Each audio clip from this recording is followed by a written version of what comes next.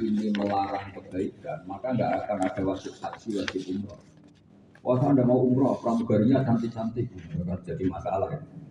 Wah saya tidak mau, banyak kiai yang nggak mau haji, alasannya stok di bank. Bank mengandung apa riba? Jenis ekstrim, kanan ke kiri, pokoknya jenisnya apa? Ekstrim. Nah, itu ditentang oleh banyak ulama karena apa? Kebenaran itu tidak boleh ditinggalkan hanya karena ada kebatilan. Ilal trokul hakku li ajlil. Ya, jadi kewajiban haji meskipun ada ketemu macam-macam itu tetap wajib. Ya jelas kaitannya layu trokul hakku li ajlil batil. Misalnya lagi yang dicontohkan di sini nanti itu ada misalnya kita harus berjuang mengusir zaman itu kolonial, mengusir Belanda. Tentu yang mengusir Belanda itu yang sholat ya banyak, yang tidak sholat ya banyak, yang sholat ya banyak, yang fasik ya banyak. Tapi kita sama-sama punya kepentingan mengusir penjajah. Jangan sampai ada hukum begini, yang wajib melakukan kebaikan hanya orang baik. Jadi yang diseleksi tentara nasional, yang sholat, yang soleh, yang tidak enggak boleh. Kan malah kafir. Kekuatan kita menjadi tidak besar. Karena apa? Yang berjuang hanya yang soleh. Itu juga enggak boleh. Semuanya boleh melakukan kebaikan. Ya ini saya baca dulu sebelum baca. Qala wa ta'ala inna safa wal marwata min sya'airillah faman hajjal baita aw i'tamara fala junaha alaihi ayyat tawwafa bihi. Wa qala wa idza nataytum ila sholati takhuduha huzwa wa la'iba. Ya ketika dulu ada berhala antara Safa dan Marwah, ternyata oleh Islam tetap diwajibkan tawaf atau sa'i. Padahal di situ ada berhala. Berarti apa? Adanya berhala tidak mengganggu kewajiban sa'i. Ada lagi wa idza nataytum ila sholati takhuduha huzwa wa la'iba. Dulu ketika ada sholat itu dilecehkan, dihina, dicibir. Padahal mencibir sholat itu dosa besar, ya mencibir sholat itu dosa besar. Tapi ada yang mencibir, tapi tetap kita sholat. Jangan karena dicibir kemudian kita tidak sholat. Jadi intinya ini corong Jawa kunani kuno mulai dulu namanya hak ditegakkan itu bersamaan dengan itu ya ada kebatilan. Banyak orang yang kurang belajar ngira Nabi itu setelah di Madinah itu enak, itu keliru. Sebetulnya sama aja. Nabi di Mekah punya musuh orang kafir, di Madinah punya musuh orang munafik. Jadi PR-nya tidak selesai, asal dunia itu PR-nya tidak. Tapi orang ngiranya kan, oh Nabi di Madinah itu enak, orangnya iman semua, orang Ansor loyal. Kata siapa? Ketika beliau di Madinah ngadepi musuh baru, namanya orang apa? Munafik. Itu ya tidak kalah rumit, tidak kalah. Intinya ketika Nabi menegakkan hak, bersamaan dengan itu kebatilan ya ada di mana. Tapi kita tetap punya prinsip la yudrakul haqqu li ajlil batil. Jangan sampai hakku ditinggalkan karena ada kebatilan. Ya ini kitab Syajaratul Ma'arif karangannya Sultanul Ulama Sayyidina bin Abdus Salam. Wa kana sallallahu alaihi wasallam yatufu bil baiti wa yusalli wa fihi al asnam. Nabi tetap tawaf di Baitullah ya, perlu dicatat seputar Ka'bah itu ada berhala 360 ya, perlu dicatat seputar Ka'bah itu ada berhala berapa? 360. Tapi saat itu Nabi ya tetap sholat, tetap iktikaf di Ka'bah. Karena Nabi ini hak, Nabi ini nggak boleh kalah dengan kebatilan, nggak boleh kalah dengan apa? Kebatilan. Kalau Nabi meninggalkan sholat malah berarti yang menang apa? Kebatilan. Kalau di kampung-kampung malah lucu. Di kampung-kampung itu malah kebatilan itu jadi inspirasi. Loh, ini nyata. Ada pengajian sampai setengah 12 dikomplain, oh kenapa ini setengah 12? Itu dalil kayak apa itu nggak menang. Mau pengajian positif, ya kata kamu, kata kita kan enggak, karena kita orang abangan. Yang menjadi menang karena oh ada hutan nanti jam 12. Akhirnya kiai toleransi dangdutan demi supaya tetap boleh apa?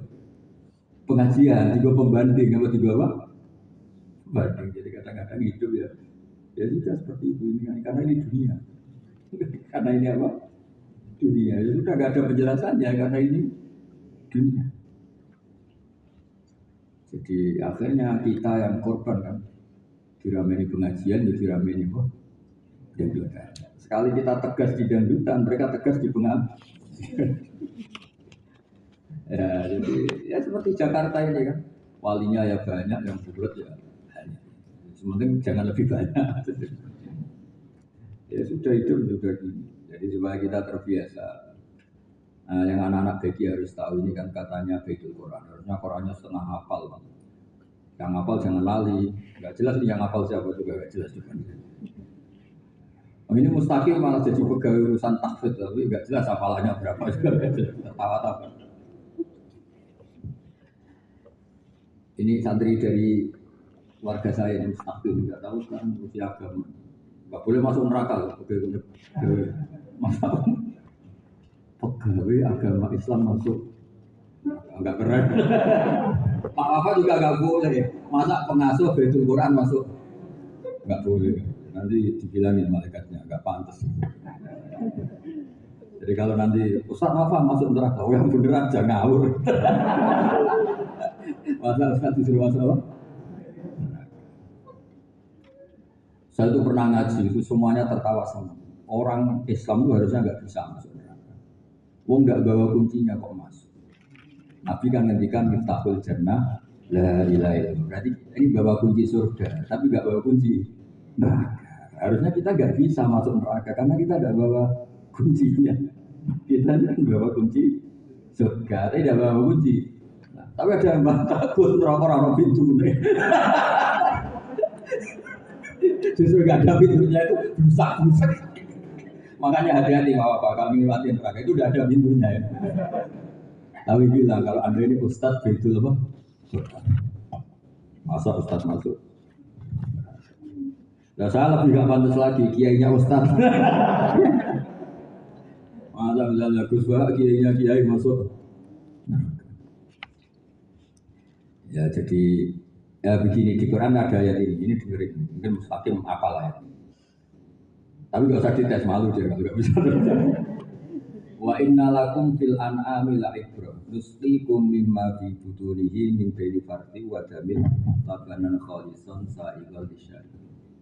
Ya kita hidup di dunia sekarang kan maksiat banyak, kedua banyak, tapi alhamdulillah yang soleh juga banyak. Itu kata Allah, kamu belajar dari hewan an'am. Ya ambil saja sapi perah. Sapi itu kan ada unsur makanan yang jadi darah, ya ada unsur makanan yang jadi kotor. Tapi di saat yang sama ternyata sapi perah ini melahirkan susu labanan kholisor susu yang murni.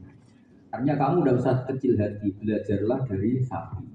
Wa inna lakum fil an'ami la'ibrah. Kamu harus belajar dari sapi perah. Sapi itu unsurnya kotoran darah, tapi ternyata mengeluarkan susu.